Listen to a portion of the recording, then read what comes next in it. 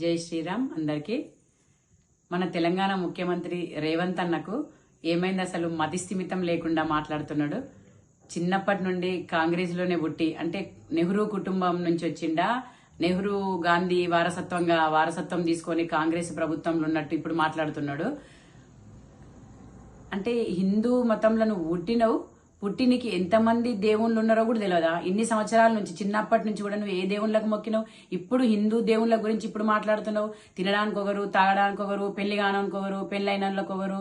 అంటే నువ్వు చిన్నప్పటి నుంచి నీ ఇంట్లో పిల్లలకు కూడా అదే నేర్పించినావా? నీ బిడ్డకు కూడా అదే నేర్పించినావా? నీ అల్లుని కూడా అదే నేర్పించినావా?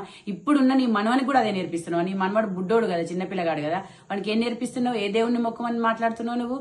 అంటే నువ్వు ఇట్లా దేవుళ్ళను మతాలను, అంటే ఇప్పుడు నువ్వు ఇక్కడ మత విధ్వంసాలు సృష్టిస్తున్నట్టే కదా నువ్వు ఇక్కడ ఎట్లా మాట్లాడుతున్నావు? ఆ మాటలు ఎందుకు వస్తున్నాయి నీకు? అదే అసలు మా తెలంగాణ ముఖ్యమంత్రి రేవంత్ రెడ్డి అని చెప్పుకోవడానికి కనీసం ఈ పార్టీలకు అతీతమైన ముఖ్యమంత్రి లాగా గౌరవించుకోవాలి, చెప్పుకోవడానికి సిగ్గుపడేటట్టు ఉన్నది ఇప్పుడు ఆ మాటలు. ఎవరైనా చూస్తే ఏంది మీ ముఖ్యమంత్రి అట్లా మాట్లాడుతున్నాడు హిందూ దేవుళ్ళ కోసము? మనది హిందూ దేశం. ఫస్ట్ ఆఫ్ ఆల్ మన వేరే దేశం కాదు, ముస్లిం దేశం కాదు, మనది హిందూ దేశం. హిందూ దేశంలో ఉండి హిందువుగా పుట్టి నువ్వు ఎంత హిందువుల మనోభావాలు దెబ్బతినేసినట్టు మాట్లాడుతున్నావు నువ్వు.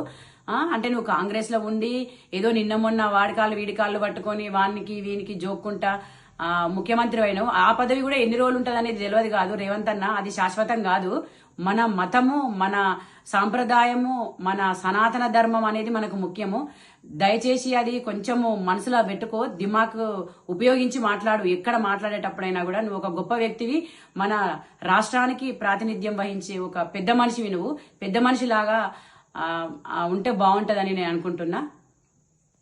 జై శ్రీరామ్.